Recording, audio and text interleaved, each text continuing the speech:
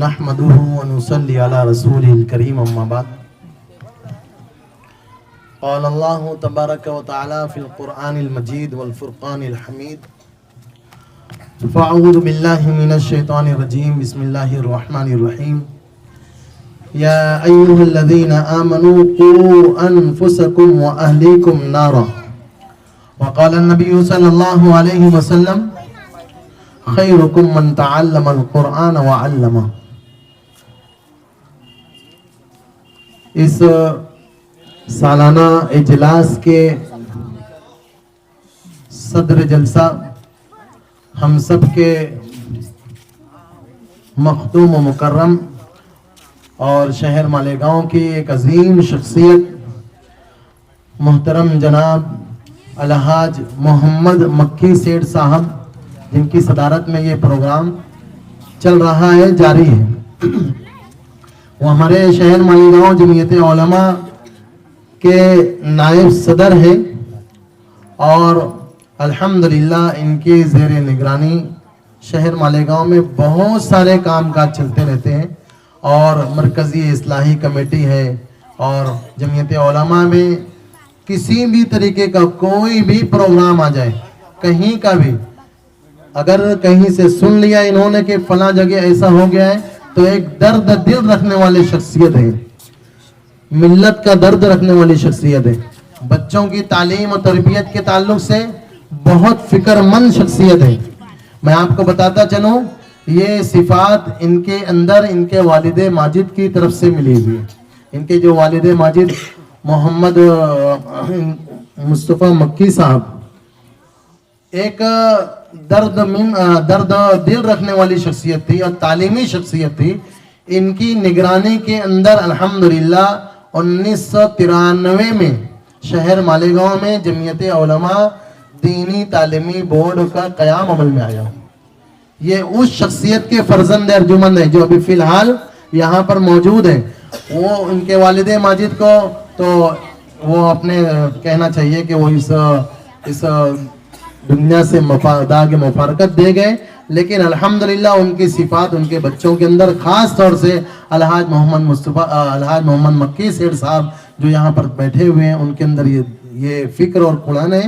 اور ہمارے ساتھ دیہات کریا قصبہ ماشاءاللہ سفر کر کے ہر ایک دیہات کی فکر کیے ہوئے ہیں اور کر رہے ہیں، اور جب تک کہ حیات ہیں تب تک کرتے رہیں گے۔ اور ابھی فی الحال وہ بیماری کے ایام سے گزر رہے ہیں۔ اللہ تعالیٰ سے میں دعا گو ہوں کہ اللہ تعالیٰ ان کو صحت کاملہ عاجلہ مستمرہ دائمہ عطا فرمائے۔ اسی طریقے سے ہمارے ساتھ بہت سارے مہمانان میں خاص طور سے ہمارے آج کے اس پروگرام کے مہمان مقرر شہر عزیز مالیگاؤں کی بہت ہی مشہور و معروف شخصیت اور مدرسہ تجوید القرآن کے استاذ حدیث اور ہماری جمعیت علماء کے سیکریٹری اور ہماری جمعیت علماء دینی تعلیم بورڈ کے جنرل سیکریٹری، اسی طریقے سے بہت سارے مکاتب، مدارس اور بہت سارے اداروں کے سرپرست ہیں حضرت مولانا امتیاز اقبال صاحب۔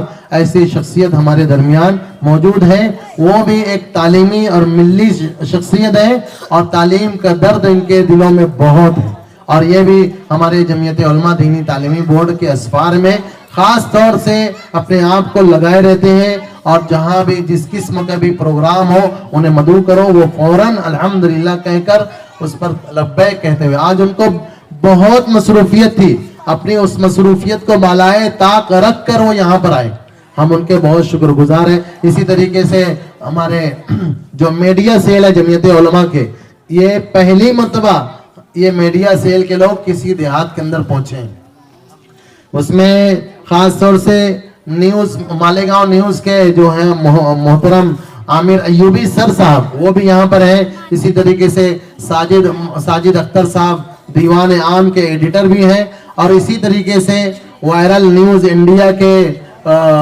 کہنا چاہیے کہ میڈیا کے وہ ذمہ دار ہیں عزیز الرحمان نوفل صاحب، وہ بھی ہمارے درمیان یہاں پر تشریف رکھتے ہیں۔ ہم ان سب کے بہت شکر گزار ہیں کہ یہ لوگ یہاں پر ہمارے ساتھ پہلی مرتبہ ہے، اور میں سمجھتا ہوں غالباً یہاں کا جو مدرسے کا پہلا جلسہ بھی ہے، اور اتنی بڑی تعداد کے اندر بچے بچیاں یہاں پر ماشاءاللہ تعلیم حاصل کر رہی ہیں. میں اسی طریقے سے اسٹیج پر بہت سارے انتاپور کے ہیں اور ہمارے مالیگاؤں کے حافظ مبین صاحب جو نورانی مسجد کے امام و خطیب ہیں وہ بھی تشریف رکھتے ہیں, اور اسی طریقے سے نامپور کے ہیں, انتاپور کے, سٹانہ کے جو علماء اور ائمہ یہاں پر آئے ہیں وہ ان کے بھی ہم بہت ہی شکر گزار ہیں, ممنون ہیں. میں اب اپنی بات کو آگے کرتے ہوئے, چونکہ مجھے کم ہی وقت میں آپ لوگوں کے سامنے بات کرنا ہے, باقی بات تو انشاءاللہ ہمارے جو مہمان مقرر ہیں وہ کریں گے.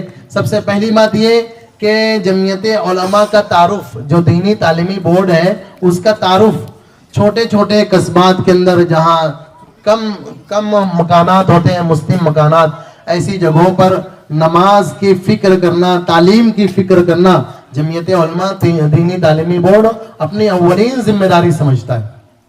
اسی طریقے سے جہاں پر عبادت گاہ نہ ہو, جہاں پر مسجد نہ ہو, وہاں پر مسجد کا قیام عمل میں لانا, یہ جمعیت علماء دینی تعلیمی بورڈ کا بہت بڑا کام ہے. جو ہم میں یہاں پر بزرگ حضرات بیٹھے ہوئے ہیں انہیں سب پتہ ہے.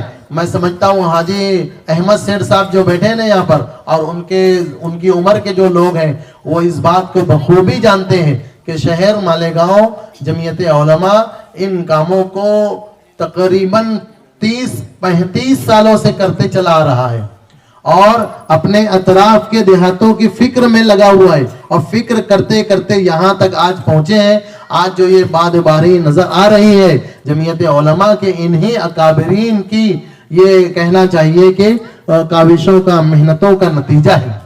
ہمارے حضرت مولانا مفتی محمد اسماعیل صاحب قاسمی جو صدر جمعیت علماء مالیگاؤں ہیں, وہ جب سن 1998 میں صدر جمعیت علماء منتخب ہوئے تو یہ کام کے اندر اور تیزی آئی اور کام بہت بڑھا, اور آج 2019 میں مفتی محمد اسماعیل صاحب قاسمی ان کی سربراہی میں ایک کہنا چاہیے کہ منظم طریقے سے ایک کمیٹی تشکیل دی گئی دینی تعلیمی بورڈ کی. اس کے ذریعے سے یہ کام آج 200 سے زائد دیہاتوں تک پہنچ گیا ہے, اور ایک بہت بڑی تعداد میں لوگ جمعیت علماء دینی تعلیمی بورڈ سے فائدہ اٹھا رہے ہیں, اور جمعیت علماء اپنے کاموں کو بڑھا رہا ہے.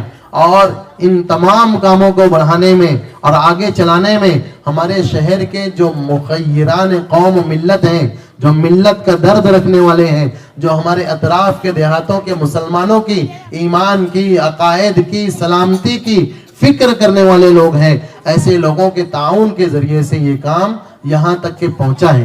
اور اللہ تعالیٰ سے دعا گو بھی ہیں کہ جو لوگ اس معاملے کے اندر معاونت کرتے ہیں اور معاونت کر رہے ہیں, اور وہ لوگ آگے بھی ہماری معاونت کریں, جمعیت علماء کے ساتھ چلیں, اور چل کر یہ جو آپ لوگوں کے سامنے جو بچوں نے یہاں پر چھوٹا سا پروگرام پیش کیا, ہم ان تمام بچوں کو بھی بہت بہت مبارکباد دیتے ہیں کہ یہ ننھے بچے, چھوٹی چھوٹی بچیاں ماشاءاللہ آپ لوگوں کے سامنے آئیں, اور کسی نے کلمہ سنایا, کسی نے دعائیں سنائی, کسی نے احادیث سنائے, کسی نے ترجمہ بیان کیا, کسی نے مسائل بیان کیا. ابھی مکالمہ ہوا, مکالمے کے اندر ایک پیغام دیا گیا کہ وضو کے اندر کتنے مسائل, کتنے فرائض ہیں, کتنے واجبات ہیں.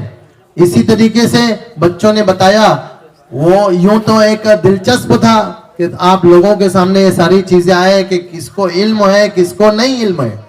جو بچے مکاتب کے اندر آتے ہیں, مکتب کے اندر تعلیم حاصل کرنے کے لیے آتے ہیں, تو استاذ محترم ان بچوں پر محنت کر کے ان کو سکھلاتے ہیں قرآن کریم کا الف کس طرح نکلے گا, با کس طرح نکلے گا, تا کس طرح نکلے گا, سا کیسے ادا ہوگا. یہ مکتب کے معلم مدرسے کے اندر, مکتب کے اندر بیٹھ کر بچوں کو اس کی ادائیگی کی صحیح طریقہ بتاتے ہیں. اور اسی طریقے سے جب بچہ قرآن کریم پڑھ لیتا ہے یا نورانی قاعدہ پڑھتا ہے, نورانی قاعدے کے بعد پارے ام پڑھتا ہے, تو اس کو صورتیں یاد کرائی جاتی ہیں, صورتیں یاد ہو جاتی ہیں, تو ناظرہ قرآن کریم ان کو پڑھایا جاتا ہے. ساتھ ہی ساتھ محفوظات کا علم انہیں دیا جاتا ہے کہ ہم کو سماج اور معاشرے کے اندر کس طرح رہنا ہے. ان کو سنتوں کی تعلیم دی جاتی ہے. احادیث شریفہ ان کو یاد کرایا جاتا ہے اور یاد کرانے کے ساتھ ساتھ ان کو باضابطہ طور سے عملی تربیت بھی کی جاتی ہے.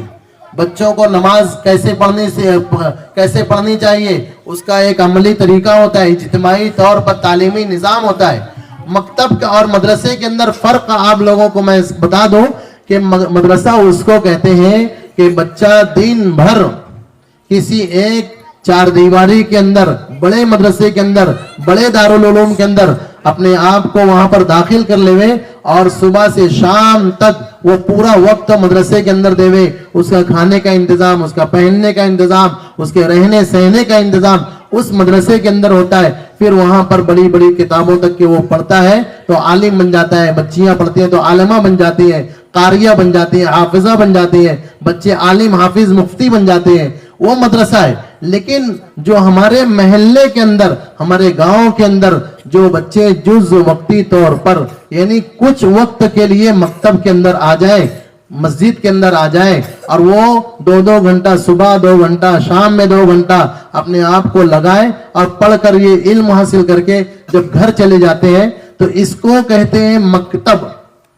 اب مکتب کے کتنے حروف ہیں معلوم ہے آپ لوگوں کو؟ 4 حرف ہیں, میم, کاف, تا, با, 4 حرف ہے نا. تو اس کے اندر 4 حرف ہیں تو میں 4 لوگوں سے بات کروں گا ابھی فی الوقت. مکتب کے میم سے مدرس بنتا ہے معلم. اب معلم کا کام کیا ہے کہ ہمارے پاس جو بچے آئے ہیں مکتب کے اندر وہ اپنا سب کچھ چھوڑ چھاڑ کر آئے, دنیا مافیہا سے وہ قطع تعلق کر کے مسجد کے اندر آ گئے ہیں اور مدرس کے پاس آ گئے ہیں. اب مدرس کا کام ہے کہ وہ بچے کو, وہ بچی کو دین کا علم کیسے اچھے سے اچھا سکھا دے, وہ اس کی ذمہ داری ہے. اب مدرس کے پاس بچے آ گئے, اب بچوں کو سکھانا, کیا سکھانا؟ تو مولانا کو معلوم ہے کہ بچے جب مکتب کے اندر آئیں گے تو پہلے ان کو احسن القواعد پڑھایا جاتا ہے, نورانی قاعدہ پڑھایا جاتا ہے, اسی طریقے سے قرآن کریم کی نازلہ قرآن کریم بالتجوید پڑھایا جاتا ہے تاکہ بچے صحت اور حروف کی ادائیگی کے ساتھ قرآن کریم پڑھ لیں. یہ معلم اپنی ذمہ داری کے ساتھ اتنا کام انجام دیتا ہے. پھر اس کے بعد اس کا جو وقت بچتا ہے نا, آدھا گھنٹہ, پون گھنٹہ, تو مدرس اس وقت کے اندر بچوں کو کلمات سکھاتا ہے. یہاں پر تعلیم دی جاتی ہے کہ اللہ ایک ہے اور حضرت محمد صلی اللہ علیہ وسلم اللہ کے رسول ہیں. یہ کلمے کے اندر بتایا جاتا ہے. ظاہر سی بات ہے جب بچے پڑھے یہاں پر لا الہ الا اللہ محمد الرسول اللہ, تو اس کا معنی اور مطلب ان کے ذہنوں کے اندر ڈالا جا رہا ہے کہ آپ کو ایک خدائے واحد کی عبادت کرنا ہے, اس کی بندگی کرنا ہے, اس کی ہی عبادت کرنا ہے, اسی کی ہی پوجا کرنا ہے. اس کے علاوہ کسی اور کی پوجا ہم نہیں کر سکتے. تو یہ جو چیز ہے, یہ مکتب کا معلم ایک دم شروع میں بچہ جب آتا ہے, چھوٹا بچہ ہوتا ہے, تو چھوٹے چھوٹے بچوں کو وہ ساری چیزیں رٹائی جاتی ہیں, بتائی جاتی ہیں, یاد کرائی جاتی ہیں, گویا کہ ان کے ذہنوں میں وہ ڈالی جا رہی ہے کہ تم کو بڑے ہو کر اس کے اوپر کارگر رہنا, اس کے اوپر عمل پیرا ہونا ہے, اس کے اوپر رہنا ہے. اور اسی طریقے سے نبی علیہ السلام کی سنتیں بتائی جاتی ہیں کہ کھانا کھانے کی دعائیں پڑھ کر کھانا کھایا جائے. جب کھانا بسم اللہ پڑھنا بھول جائے تو کون سی دعا پڑھی جائے, یہ مدرس پڑھاتے ہیں. جب کھانے کے بعد کی دعائیں نہیں, کھانے کے بعد کی کیا دعا ہے وہ پڑھائی جاتی ہیں. کھانے کی تمام سنتیں رٹائی جاتی ہیں کہ کھانے کی 13-14 جو سنتیں ہیں وہ ساری سنتیں ان بچوں کو یاد کرائی جاتی ہے. سونے کے وقت کی سنتیں یاد کرائی جاتی ہیں, سونے کی دعائیں, سو کر اٹھنے کی دعائیں, اسی طریقے سے مسجد میں داخلے کی, مسجد سے باہر نکلنے کی دعائیں اور سنتیں, یہ ساری چیز مدرس کی ذمہ داری ہے. یہ مدرس اپنے کام کو وقت پر انجام دے.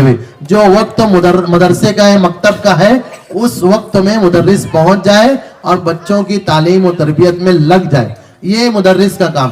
اسی طریقے سے کاف سے آتا ہے کمیٹی. اب ظاہر سی بات ہے کہ کمیٹی کے جو لوگ ہیں, یہ کمیٹی کی بھی ذمہ داری ہے. جیسے ظاہر سی بات ہے اپنے اس مسجد کے علاقے کے اندر جتنے بھی 26-27 مکانات ہیں, یہ خاموش کیوں نہیں بیٹھ رہے؟ ہلو, چائے کا نظام بند کرو. یہ سب کیا ہے؟ یہ جو کمیٹی کی جو ذمہ داری بتا رہا ہوں میں, کمیٹی کے لوگوں کا کام یہ ہے کہ مکتب کے معلم کے لیے بہتر سے بہتر انتظام کریں. کاہے کا انتظام کریں؟ پہلی بات تو رہائش کا انتظام کریں کہ ان کی رہائش اچھی ہو, وہ جہاں رہیں ان کے بیوی بچوں. ظاہر سی بات ہے کہ معلم اپنے سب کو چھوڑ کر آئے آپ کے پاس, اپنے گھر بار کو چھوڑا, اپنے ماں باپ کو چھوڑا, اپنے بھائی بہنوں کو چھوڑا, اپنے رشتہ داروں کو, عزیز و اقارب کو چھوڑ کر وہ آپ کے گاؤں میں آ گیا ہے. ایک خانہ بدوشی کی زندگی وہ گزار رہا ہے. تو آپ لوگوں کی ذمہ داری ہے کہ اس کے لیے بہتر سے بہتر انتظام کریں. رہنے کا اس کو اچھا کمرہ دیں, اور اس کو جتنا عمدہ اچھا کمرہ دیں گے تو وہ اتنا زیادہ اطمینان ہوگا اس کو. اور دوسری بات کہ عمدہ ان کے لیے تنخواہ کا انتظام کیا جائے. تنخواہ کا نظام عمدہ رہے معلم کے لیے. وہ آپ کے لیے امامت بھی کرتا ہے, آپ کے لیے وہ 5 وقت نماز پڑھاتا ہے, 5 وقت اذان دیتا ہے. اب اذان بھی دیتا ہے, نماز بھی پڑھاتا ہے, پلس تمہارے بچوں کی تعلیم و تربیت کی فکر بھی کرتا ہے. یہ تعلیم و تربیت کی فکر کرنا استاذ کی ذمہ داری نہیں ہے, یہ باپ کی ذمہ داری ہے, سرپرست کی ذمہ داری ہے. یہ تمہاری ذمہ داری کو استاذ ادا کر رہا ہے. ان کا بہت تم کو محسن ہونا چاہیے کہ ہمارے جو مولانا ہے, ہمارے جو امام صاحب ہیں, ہم ان کے بڑے احسان مند رہیں, ان کی ضروریات کا خیال رکھیں. یہ کمیٹی کی ذمہ داری ہے, گاؤں والوں کی ذمہ داری ہے. اب میں نے کہہ دیا کہ خالی کمیٹی والوں کی ذمہ داری ہے, تو اس کا یہ مطلب نہیں کہ کمیٹی والے ان کے اوپر دھیان دیں. پورے گاؤں کی ایک ایک گھر کی ذمہ داری ہے کہ ان کے کھانے پینے کی کون سی ضرورت پوری نہیں ہو رہی ہے, ہم ان کی ضرورتوں کو پوری کریں. ہمارے کھیت کے اندر کچھ اگر نکل رہا ہے تو ایک حصہ تھوڑا سا ان کو بھی لا کر دیں, تاکہ ہمارے معلم کو احساس نہ ہو کہ مجھے یہ چیزیں لانے کے لیے بازار جانا پڑتا ہے. آپ لوگوں کے وہاں کوئی بھی پیداوار ہو, ان میں سے تھوڑی چیز لا کر ہر مہینہ بلا ناغہ لا کر دیں. گیہوں نکل رہا ہے, ٹماٹر نکل رہا ہے, اور دیگر چیزیں, پیاز نکل رہی ہے, لا کر امام صاحب کو پیش کر دیں. یہ ایک چیز. کمیٹی کی ذمہ داری یہ ہے کہ ہم اپنے بچوں کے تئیں امام صاحب کو اور مدرس صاحب کو ان کو اچھی سی اچھا تنخواہ دیں. مجھے بھی معلوم پڑا کہ 6,000 روپے دیتے ہیں آپ لوگ, بہت کم تنخواہ ہے. اب 6,000 تنخواہ بہت کم سے مراد یہ ہے کہ ان کی تنخواہ تو کم از کم 10,000 12,000 ہونا چاہیے تھی. لیکن آپ لوگوں کی طرف سے اتنی تنخواہ دی جا رہی, یہ بھی بہت اچھا کام ہے آپ لوگوں کی طرف سے. لیکن مناسب یہ ہے کہ ان کو تھوڑی تنخواہ کے اندر اور مزید اضافہ کر دیا جائے, تاکہ معلم ہمارا گاؤں چھوڑ کے جائے نا. مجھے پتا ہے, میں 200 دیہاتوں کے اندر جاتا رہتا ہوں. معلمین تھوڑی تنخواہوں کی وجہ سے بیچارے وہ گاؤں چھوڑ کے چلے جاتے ہیں. جب گاؤں چھوڑتے ہیں تو یقین جانیے کہ اس گاؤں کے اندر جو تعلیمی معیار اونچا ہو رہا تھا وہ گر جاتا ہے. ماشاءاللہ یہ تمہارے یہاں 6 سال سے ہے, مجھے علم ہے اس بات کا. آپ لوگوں کے یہاں پر یہ 6 سال سے خدمت انجام دے رہے ہیں. آج ان کی 6,000 ہے. مالیگاؤں جمعیت علماء ان کو 2,000 روپے دے کر تھوڑا 8,000 روپے تنخواہ ہوتی ہے. تو میں ایسا چاہوں گا کہ کمیٹی کے لوگ یہ بات کو اپنے دلوں میں پیوست کریں اور ان کی تنخواہ کے اندر اضافہ بھی کریں. میں ابھی یہ تحریک کے طور پر کہہ رہا ہوں آپ لوگوں کو. میں ہر جگہ جاتا ہوں, یہ بات خاص طور سے کرتا ہوں کہ جب امام کی تنخواہ, مدرس کی تنخواہ, معلم کی تنخواہ اچھی ہوگی تو وہ اور زیادہ محنت کرے گا. یہ جو محنت ہوئی ہے نا, اس سے زیادہ محنت کریں گے وہ انشاءاللہ. یہ مدرس کا بھی کام ہے. مدرس کا کام ہے کہ وہ جہاں ذمہ داری کے ساتھ کام کر رہا ہے تو تعلیمی معاملے کے اندر, امامت کے معاملے کے اندر بالکل اپنی غیر ذمہ داری کا کام نہ کرے. اسی طریقے سے اب تا سے آتا ہے تلامذہ. تلامذہ بولے تو بچے, یہ بچے بچیاں. اب تلامذہ کے اندر جو بچے اور بچیاں آتے ہیں تو بچے اور بچیوں کی ذمہ داری ہے کہ وہ لوگ وقت کی پابندی کریں. اور وقت کی پابندی کیسے ہوگی؟ جس طرح اسکول کے اندر جانے کے لیے بچوں کو ٹائم اور وقت معلوم ہوتا ہے کہ صبح 9 بجے 10 بجے ہماری اسکول ہے, تو وہ 9 سے 5 تک کے اسکول میں رہتے ہیں. تو بچوں کو یہ باور کرا دیا جائے مکتب کے اندر ہی کہ آپ لوگوں کو وقت کی پابندی کرنا ہے. وقت کی پابندی کے ساتھ جب مدرسہ آؤ گے تو وقت کی پابندی کے برکات اور ثمرات اور کچھ ہوتے ہیں. تو بچے اور بچیاں مکتب کے اندر جب وہ آئیں تو وقت کی پابندی کے ساتھ آئیں اور تیاری کے ساتھ آئیں. تیاری کیسی؟ ہمارے بچے مکتب کا وقت ہوا کیسے بھی گندے سندے، اور کہنا چاہیے ان کے کپڑے گندے، ان کے منہ گندے، ناک میں سیمڑ بھرا ہے ان کے، چلے آ رہے ہیں مدرسے کے اندر. ایسا نہیں ہونا چاہیے.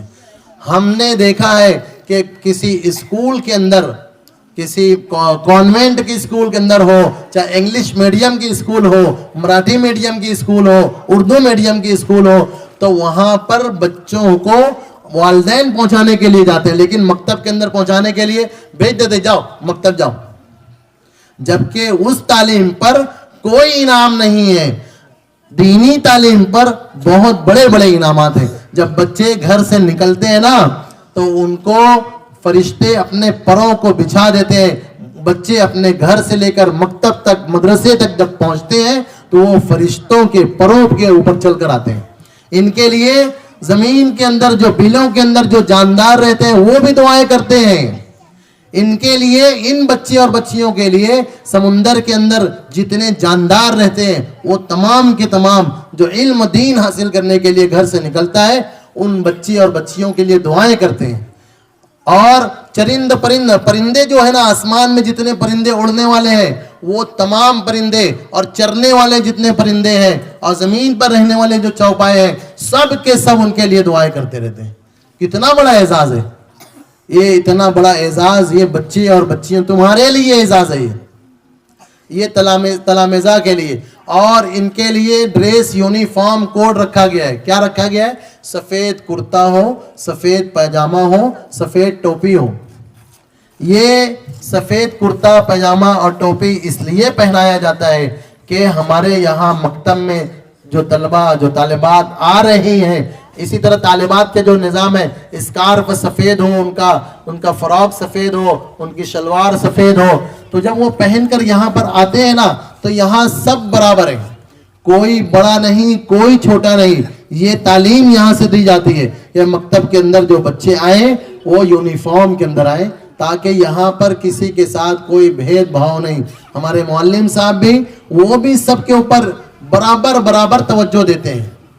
اور برابر یہاں پر جب برابری رہے گی، مساوات رہے گی، بولتے ہیں نا ایک ہی صف میں کھڑے ہو گئے محمود و ایاز، نہ کوئی بندہ رہا نہ کوئی بندہ نواز.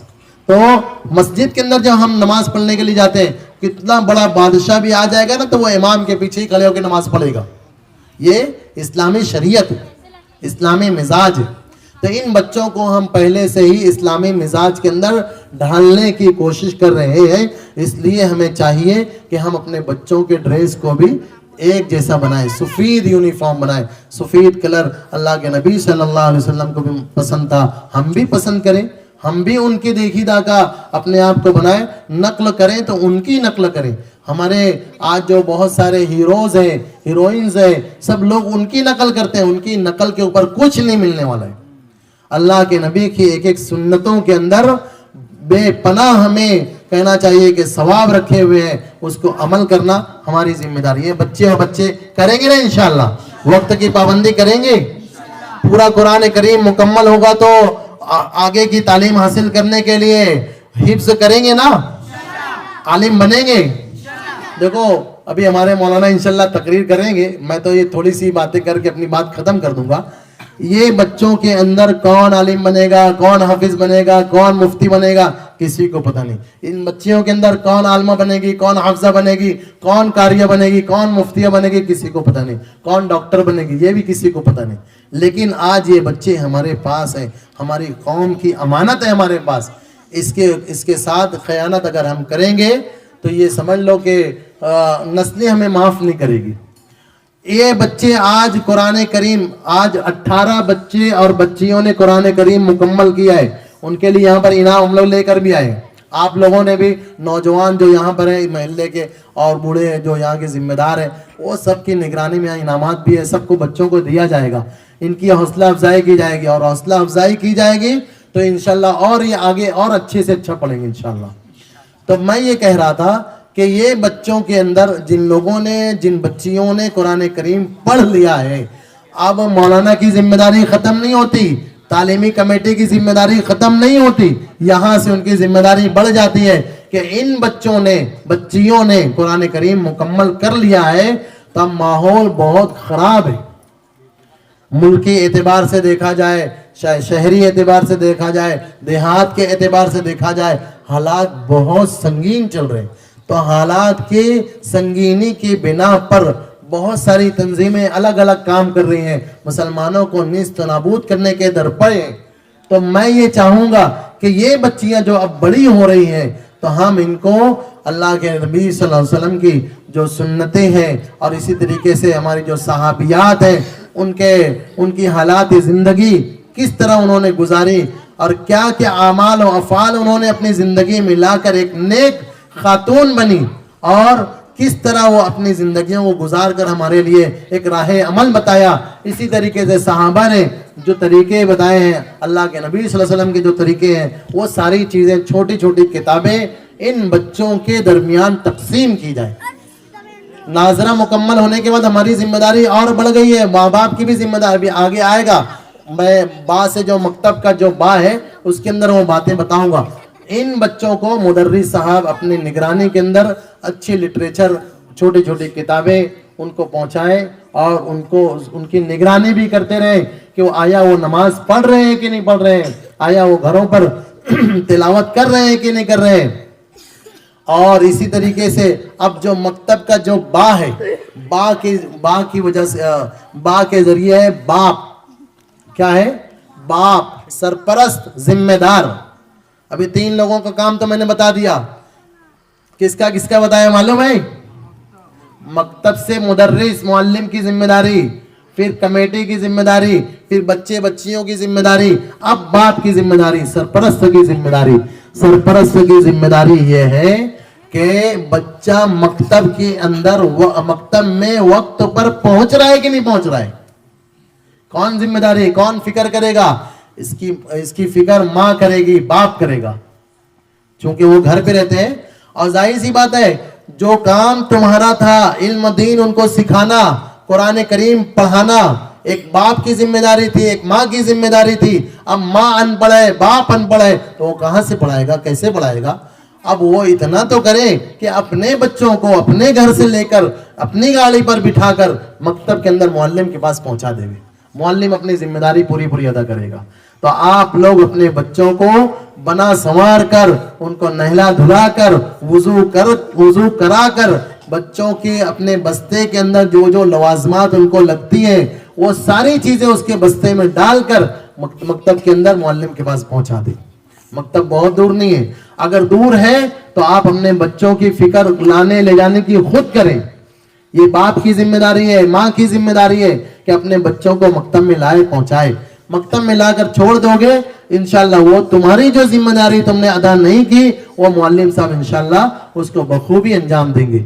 تو باپ کی ذمہ داری ایک تو یہ, اور دوسری ذمہ داری یہ کہ وقتاً فوقتاً گاہے بگاہے اپنے بچے اپنی بچی کے لیے اپنے بچی کے متعلق جا کر معلم سے پوچھیں کہ ہمارا بچہ کیسا پڑھ رہا ہے, آگے بڑھ رہا ہے کہ نہیں بڑھ رہا ہے, سبق اس کا کہاں چل رہا ہے, کس انداز سے چل رہا ہے. تو وقتاً فوقتاً گاہے بگاہے مدرس سے, معلم سے, ذمہ دار سے ملاقات کرتے رہیں. اور اسی طریقے سے مکتب کے معلم نے آج کیا سبق دیا ہے تم کو, وہ سبق ہم کو سناؤ گھر پر.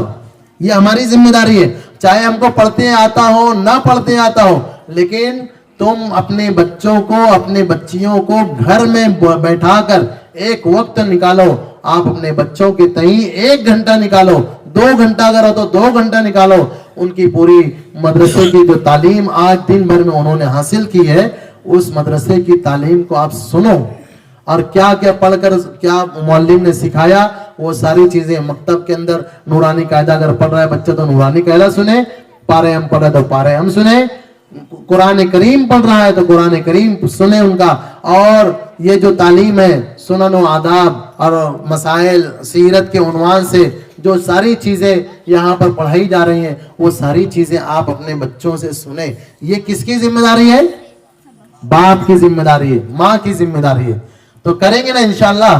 میں نے دیکھو یہ مختصر وقت میں، چونکہ اب ہمارے جو مہمان مقرر ہیں وہ ساری باتیں انشاءاللہ تفصیل سے آپ لوگوں کے سامنے رکھیں گے. وقت بھی زیادہ ہو رہا ہے. میں دوبارہ پھر سے آپ سب لوگوں کو بہت بہت مبارکباد پیش کرتا ہوں کہ اللہ تعالیٰ نے آپ لوگوں کے ذریعے سے اتنا بڑا کام لیا ہے اور لے رہا ہے.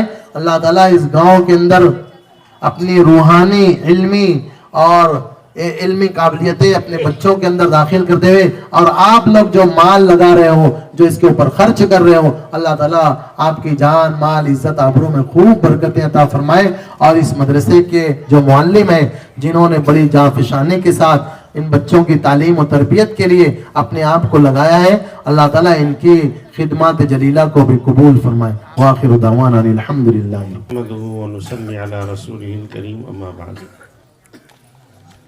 یہ جتنے بھی بچے ہیں ادھر دیکھو بھائی، سب بچے ادھر دیکھیں. مجھے آپ لوگوں سے بات کرنا ہے. بات سنیں گے نا؟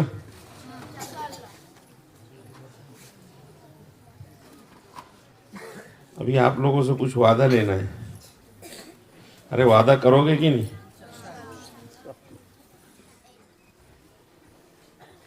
بات تو تقریر وغیرہ حافظ مختار صاحب جو ہمارے دینی تعلیم بورڈ کے ناظم ہیں ماشاءاللہ، اور ان کے محنتوں اور کاوشوں کے ذریعے سے دینی تعلیم بورڈ ترقی پذیر ہے.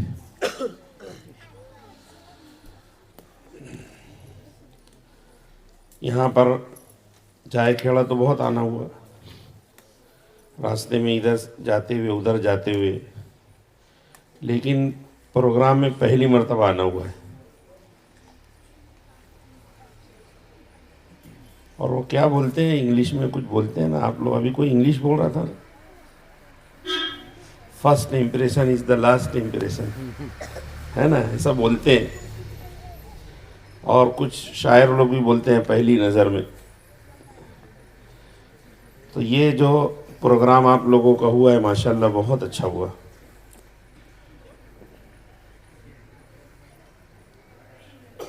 اس سلسلے میں یہ صلاحیت ظاہر ہوئی آپ لوگوں کی کہ آپ لوگوں میں بہت سارے بچے اور بچیاں کتنے صلاحیت مند ہیں.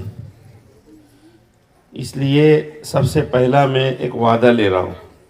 پہلا وعدہ، ارے وعدہ دو گے کہ نہیں دو گے؟ بے سمجھے سمجھ کر دو گے نا. اللہ تعالیٰ نے آپ لوگوں کو صلاحیت دی ہے، یہاں اس کا مظاہرہ ہوا ہے. اس لیے آپ لوگوں میں سے ہر بچہ اور ہر بچی جو میری بات سمجھ رہا ہو، اس لیے کہ ابھی دیکھو یہ بچہ وہ لکڑی کے ساتھ کھیل رہا ہے، اس کے ساتھ کھیل رہا ہے، وہ بات سمجھ نہیں رہا ہو. تو ایسے لوگ نہیں، جو بچہ یا بچی میری بات سمجھ رہا ہے اور سمجھ رہی ہے، اس سے میری ایک گزارش یہ ہے کہ آپ لوگ اپنے دل میں نیت کرو، تہیہ کرو، چاہے آپ کچھ بھی بنو، کچھ پڑھو اور بہت آگے بڑھو، ڈگریاں حاصل کرو. اسی طرح جتنی صلاحیتیں ہو سکتی ہے اتنی صلاحیتیں اپنے اندر پیدا کرو. لیکن ایک نیت ضرور کرو کہ آپ میں سے ہر ایک حافظ اور حافظہ ضرور بنیں گے. بنیں گے کہ نہیں بنیں گے؟ ارے سمجھ بوجھ کر وعدہ کر رہے کہ نہیں؟ ڈرو مت. ابھی آپ کے سرپرستوں سے بھی وعدہ لینا ہے، اس لیے کہ پڑھے گا کون؟ ارے بولو نا، آپ لوگ. اور پڑھوائے گا کون؟ اگر وہ کہہ دیں گے کہ نہیں بننا ہے تو کیا کرو گے پھر؟ ارے کیا کرو گے؟ تو دل میں نیت کرو، ارادہ کرو، تہیہ کرو. ہمارے مالیگاؤں شہر کے اندر 10 لاکھ کی آبادی کہی جاتی ہے، سرکاری اعداد و شمار کے حساب سے 7.5 لاکھ ہے، اور باقی ہے کہ 10 لاکھ کہی جاتی ہے. اس میں سے جو ہے 25-30% جو ہے وہ غیر مسلم ہے اور باقی مسلمان ہیں. اس میں سے بچے کتنے ہوں گے؟ ہر سال ہم لوگ جمعیت علماء مالیگاؤں کی جانب سے پروگرام کرتے ہیں پچھلے سال ہم نے پروگرام کیا تھا تو 350 بچوں کے نام ہمارے پاس آئے تھے طلبہ کے کہ جو حافظ ہو رہے ہیں. کتنے پورے مالیگاؤں سے کتنے حافظ ہوئے تھے پچھلے سال؟ 350 سے 450 تک. اس سال ابھی تعداد ہمارے پاس مکمل طور پر نہیں آئی ہے، لیکن ہم نے اپنے طور پہ انداز لگایا ہے 400 کا. ارے کچھ سمجھ میں آ رہی ہے بات؟ آپ کے جائے کھیڑا کے اندر جتنی بھی مسلم آبادی ہوگی اس کے حساب سے آپ لوگ انداز لگائیں کہ اگر محنت کی جائے گی، کوشش کی جائے گی، اور آپ لوگ نیت کرو، اس میں محنت کرو، کوشش کرو، تو کم از کم میں میری معلومات کے مطابق سمجھ رہا ہوں ہر سال 5 بچے یا بچیاں حافظہ ہو سکتی ہے. تو آپ لوگ حفظ کرو گے، اس لیے کہ اللہ تعالیٰ نے قرآن کریم کی حفاظت کا وعدہ فرمایا ہے، اور جو چیز قرآن کریم سے مل جاتی ہے، وابستہ ہو جاتی ہے، اس کی بھی اللہ حفاظت فرماتے. بات سمجھ میں آ رہی ہے نا؟ ایک وعدہ تو یہ ہوا. دوسرا وعدہ یہ ہے، یہی تقریر بھی ہے، اسی کو تقریر بھی سمجھ لو، ہے نا؟ الگ سے کوئی تقریر نہیں ہونے والی ہے. وہ بڑے مقرر لوگ سب کرتے ہیں نا بھاری بھاری تقریر، ویسا کوئی تقریر نہیں ہوگی. آپ لوگوں کو اس مکتب میں اور اس طرح کے مکاتب میں جو پڑھایا جاتا ہے وہ اصل نماز سکھائی جاتی ہے. کیا سکھایا جاتا ہے؟ جب ہمارے اکابر بزرگان دین نے مکاتب قائم کیے تو اس وقت انہوں نے مکتب کی تعلیم اور اس کے نصاب اور اس کے نظام کا 2 حصہ 2 جز رکھا. ارے سمجھ میں آ رہی ہے کہ نہیں بات؟ مراٹھی میں تو نہیں بولنا پڑے گا، اردو میں سمجھ جائیں گے نا. 2 حصہ رکھا، ایک نماز اور دوسرا قرآن. ایک نماز اور دوسرا قرآن. اور قرآن کریم کے ضمن میں اسلامی معلومات، سیرت، توحید، عقائد وغیرہ. بات سمجھ میں آ رہی ہے؟ تو ایک حصہ ہے نماز. اسی وجہ سے آپ لوگوں کو ثنا یاد کرائی جاتی ہے. کس کو یاد ہے؟ ذرا ہاتھ اٹھاؤ. التحیات، درود ابراہیم، سورہ فاتحہ، رکوع میں کیا تسبیح ہے، سجدے میں کیا تسبیح ہے، سب معلوم ہے نا؟ تو کس لیے یاد کروائی گئی ہے؟ یاد کرنے کے لیے کہ نماز پڑھنے کے لیے؟ اب ہاتھ اٹھاؤ کہ تم میں سے کون 5 وقت کی نماز پڑھتا ہے؟ سچ، ایک دم سچ بتلانا. تو آپ لوگوں کی تعلیم اور تربیت کا سب سے بڑا نتیجہ اور سب سے بڑا رزلٹ یہ ہے، چاہے تم امتحان میں اول نمبر نہیں بلکہ اول سے بھی اول نمبر آ جاؤ، ہے نا؟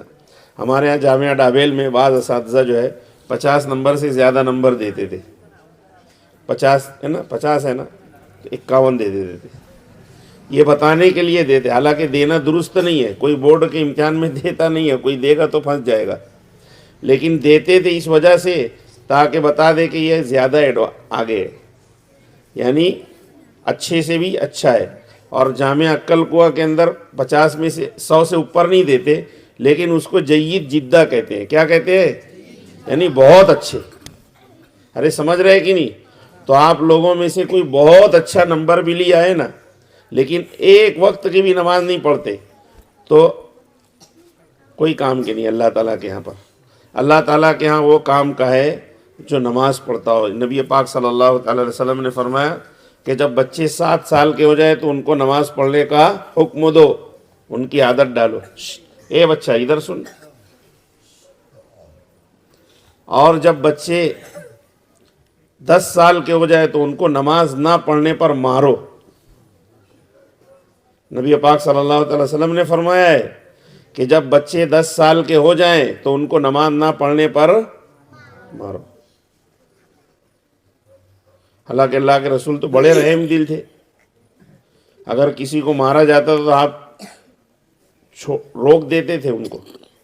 اور آپ نے کبھی کسی کو نہیں مارا سوائے ایک آدمی، ایک دشمن رسول تھا، اس کو بھی ہلکا سا نیزہ صرف لگایا تھا، وہ اللہ کے یہاں سے طے تھا، اور باقی کسی کو کبھی نہیں مارا آپ نے، دشمن کو بھی نہیں مارا. لیکن آپ نے کیا کہا؟ جو نماز نہ پڑھے تو اس کو مارو. کتنے سال کا؟ کتنے ہیں 7 سال والے کتنے ہیں؟ ذرا ہاتھ اٹھاؤ. 7 سال سے زیادہ. دیکھو یہ بچے لوگ بھی 7 سال کے, اور 10 میں تو سب تو 10 سے 10 ہے, کچھ کم ہے. ارے نماز پڑھو گے پابندی سے؟ 2 وعدہ ہوا. تیسرا وعدہ, مکتب کی تعلیم کے اندر آپ لوگوں کو دعائیں سکھائی جاتی ہے. کھانے کی دعا یاد ہے؟ کھانے کے بعد کی دعا, سونے سے پہلے کی دعا, سونے کی دعا, سونے کے بعد کی دعا یاد ہے؟ سونے کے بعد کون سی دعا ہے؟ سونے کے بعد کون پڑھتا ہے دعا؟ ارے سو کر اٹھنے کی دعا یاد ہے نا؟ اور اب تو الحمدللہ نیا نصاب آیا ہوا ہے, پرانے نصاب میں تو تھا نہیں. گھر میں داخل ہونے کی دعا, گھر سے باہر نکلنے کی دعا, اور اسی طرح اور بھی بہت ساری دعائیں ہیں. یہ کس لیے یاد کرتے ہو؟ ابھی سچ سچ بتانا, تم میں سے کتنے ہیں بچے اور بچیاں جو کھانا دعا پڑھ کر کھاتے ہیں؟ ماشاءاللہ بہت, سبھی پڑھ کر کھاتے ہیں. کھانے کی کتنی سنتیں ہیں؟ بولو نا, بولو, جس کو یاد ہے بولو. سب سنت پر عمل کرتے؟ خیر, تیسرا وعدہ یہ ہے کہ جو دعائیں تم یاد کرتے ہو وہ اپنے گھر پر بھی سناؤ. ہو سکتا ہے بھئی تمہارے سرپرستوں کو یاد نہ ہو, ان کو یاد دلاؤ, سنتیں یاد دلاؤ. کھانے کی سنتیں, سونے سے پہلے جتنی سنتوں پر عمل کرنا ہے اس کے بعد سونا ہے. کپڑا پہننے کی سنتیں بھی یاد کرائی جاتی ہے, بہت ساری سنتیں یاد کرائی جاتی ہے. تو اپنی زندگی کو سنتوں سے مزین کرو ابھی سے. بات سمجھ میں آ رہی ہے کہ نہیں؟ اس لیے کہ پڑھتے ہو تو اس کا فائدہ بھی ہونا چاہیے. تو یہ تیسرا وعدہ ہے. وعدہ کرتے ہو؟ ارے بولو نا, کیا وعدہ کرتے ہو؟ وہ بغیر دیکھے انشاءاللہ بول رہے. وعدہ یہ کرو کہ جتنی بھی سنتیں ہم کو یاد ہے, جتنی بھی دعائیں یاد ہیں, ہم گھروں پر پڑھیں گے نا انشاءاللہ.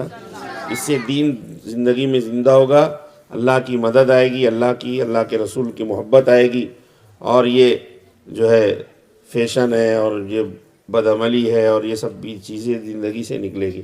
یہ تو ہو گیا وعدہ. وعدہ کرتے ہو نا؟ ماشاءاللہ. میں اب حوصلہ افزائی کے کچھ کلمات, آپ لوگوں نے پروگرام بہت اچھا پیش کیا, لیکن وہ کہتے ہیں نا کہ کھانا بہت اچھا تھا. کیا کھانا؟ لیکن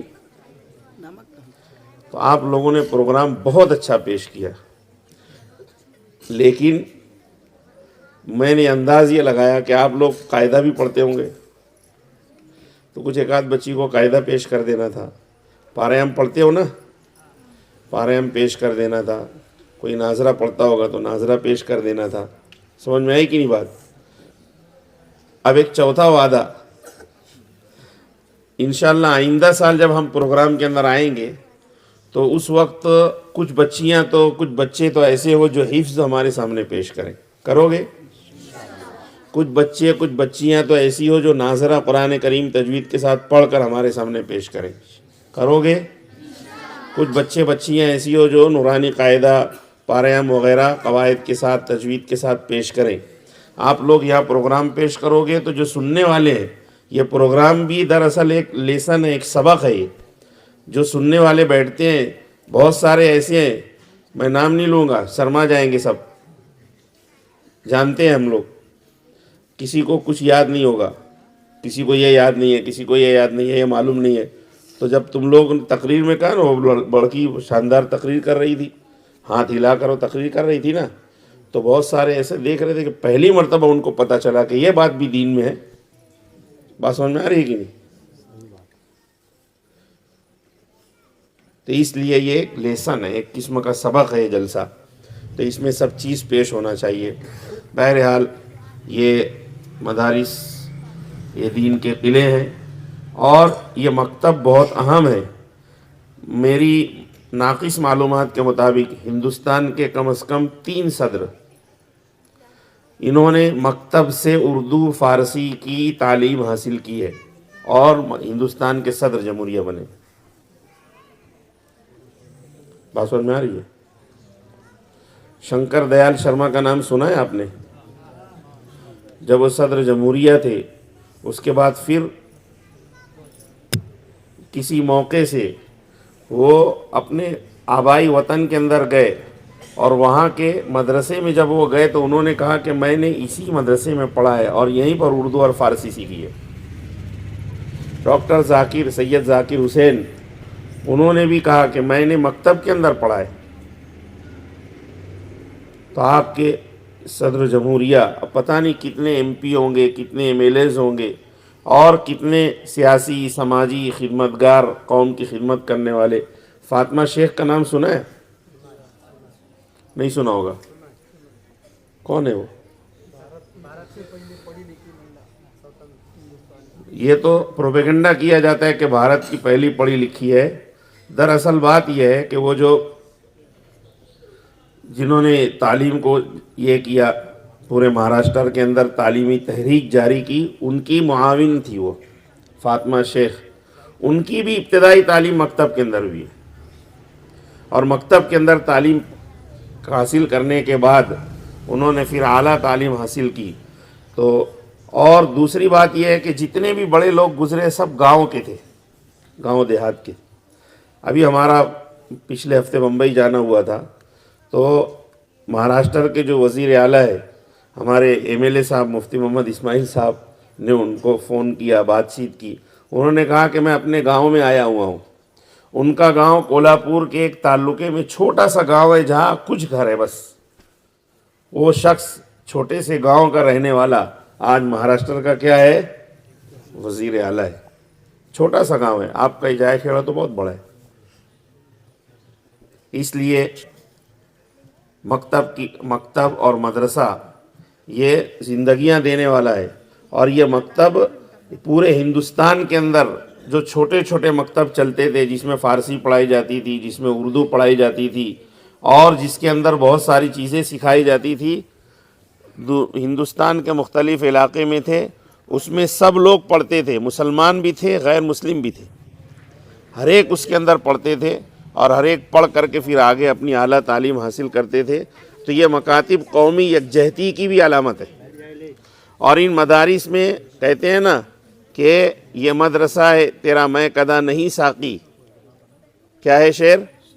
अभी ये मौलाना साहब ने बिल्कुल शुरू में मैंने सुना, कहा ये मदरसा है तेरा मैं कदा नहीं साकी। यहाँ की खाक से इंसान बनाए जाते हैं। क्या सिखाया जाता है यहाँ पर? यहाँ पर वालिदैन की खिदमत सिखाई जाती है, उनका अदब सिखाया जाता है, माँ बाप के हुकूक सिखाए जाते हैं, भाई बहनों के साथ अच्छा सलूक सिखाया जाता है। यहाँ पर ये सिखाया जाता है कि अच्छी तरह अदब तहज़ीब के साथ बैठकर कैसे खाना है। यहाँ पर सिखाया जाता है कि अदब तहज़ीब के साथ कैसे बात करना है, बड़ों की कैसे इज़्ज़त करनी है, छोटों के साथ कैसा सलूक करना है। तो इंसान बनाए जाते हैं। क्या बनाया जाता है? इस यहाँ पर कोई खून की रेज़ी की, फितने की, फसाद की, मारने की और इसी तरह जो है गलत हालात पैदा करने की बात नहीं सिखाई जाती मकातिब में। लोगों को बहुत शौक़ रहता है कि जा कर के गाँव के मदरसे देखें कि मदरसों में होता क्या है। जब वो आएंगे तो उनको क्या मिलेगा मदरसे में? बोलो ना, क्या मिलेगा? नूरानी कायदा मिलेगा। क्या मिलेगा? पारायम मिलेगा, हदीस की वो जो छोटी किताब आती है वो मिलेगी, दुआओं की किताब मिलेगी और चारपाई पर इस पर बैठ कर के, तकिए के ऊपर बैठ कर, क्या कहते हैं उसको, तिपाई के ऊपर बैठ कर पढ़ने वाले मिलेंगे। और जैसा अभी हाफिज़ साहब फरमा रहे थे कि मकतब और मदरसे के अंदर पढ़ते हैं तो लिबास वगैरह का भी कोई ठिकाना नहीं होता। बात समझ में आ रही है कि नहीं? तो इन मदारिस के अंदर इंसान बनाए जाते हैं, इंसानियत की बात सिखाई जाती है और ये इंसानियत का कारखाना है, इंसानियत साजी का कारखाना है। यहाँ पर बताया जाता है अल्लाह अपने मोहसिन को, अपने खालिक को, अपने मालिक को पहचानना सिखाया जाता है। यहाँ पर अदब सिखाया जाता है, सलीका सिखाया जाता है, किससे किस तरह बात करना ये सिखाया जाता है। अरे बात समझ में आ रही है? तो ये है मकतब, ये है मदरसा और यहाँ पर इंसानियत की तालीम दी जाती है जिसमें कोई फ़र्क नहीं किया जाता किसके साथ क्या सलूक करना है, किसके साथ अच्छा सलूक مخصوص طور پر نہیں بتایا جاتا کہ اس کے ساتھ اچھا سلوک کرنا ہے، اس کے ساتھ برا سلوک کرنا ہے. اچھا سلوک سکھایا جاتا ہے، راستے سے چلنا سکھایا جاتا ہے کہ راستے میں آپ کو چلنا کیسے ہے، اور علم کا ذوق اور شوق پیدا کیا جاتا ہے. اور انہی مدرسوں میں، انہی مکاتب کے اندر پڑھ کر لوگ جو ہے بڑی بڑی ڈگریاں جن لوگوں نے حاصل کی، تو یہاں پر قطعاً یہ نہیں سکھایا جاتا کہ عورتوں کو تعلیم مت دو. اگر عورتوں کی تعلیم مت دو یہ سکھایا جاتا ہے مکاتب کے اندر، مدارس کے اندر، تو جو بہت ساری خواتین ہیں ہمارے اس ملک کی جو اعلیٰ ترقی یا تعلیم یافتہ بنی اور اوپر ترقی کے معراج تک پہنچی، تو وہ نہیں بنتی تھی. تو ان مدارس کے اندر اچھائی سکھائی جاتی ہے، برائی سے بچنے کی تعلیم دی جاتی ہے. اس میں بھید بھاؤ نہیں سکھایا جاتا، اس میں مذہب کا کوئی مسئلہ نہیں ہے. جن کو شوق ہو وہ آئے ہمارے مکاتب میں، وہ دیکھے. جیسا کہ میں نے کہا کہ یہاں پر کیا ملے گا ان کو، کچھ تختیاں ملیں گی، کچھ پارے ملیں گے، بیٹھنے کے لیے چٹائی ملے گی. اور جب وہ آئیں گے تو آنے کے بعد ان کو سلیقے سے بٹھایا جائے گا، ہم ان کو بتائیں گے کہ ہم کیا پڑھاتے ہیں. اور ہماری بھی ذمہ داری ہے. میں اس یہاں پر جتنے بھی موجود ہیں ان لوگوں سے یہ درخواست کروں گا کہ آپ کے پڑوس میں یہاں پر جتنے بھی ہمارے غیر مسلم بھائی رہتے ہیں ان کو وقتاً فوقتاً یہاں پر مدرسوں میں لاؤ. اور اس طرح کے پروگراموں کے اندر ہمارے قائد ملت صدر محترم حضرت مولانا سید ارشد مدنی صاحب دامت برکاتہم تو کہتے ہیں کہ مدارس اور مکاتب کے جلسوں میں ہمارے برادران وطن کو مدعو کرنا چاہیے.